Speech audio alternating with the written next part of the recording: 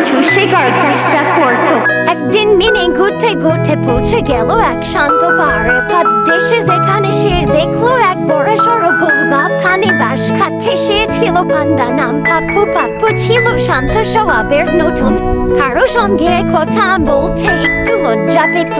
Mini খুব আগ্রহ নিয়ে বলল, হে তুমি কি পান্ডা? আমি তোমাকে আগে কখনো দেখিনি। পাপ্পু একটু লাজুক ভাবে মাথা নাড়ল। হ্যাঁ, আমি পাপ্পু, আমি এখানে একাই থাকি। মিনি খুশি হয়ে বলল, তুমি আর একা নও, আমি তোমার বন্ধু হতে চাই। তারপর থেকে মিনি আর পাপ্পু প্রতিদিন একসাথে সময় কাটাতে লাগলো। তাদের বন্ধুত্ব ছিল দুই ভিন্ন চরিত্রে সুন্দর মিলন। তারা প্রমাণ করেছিল ভিন্নতা থাকলেও প্রকৃত বন্ধুত্ব সবকিছুর ওপরে।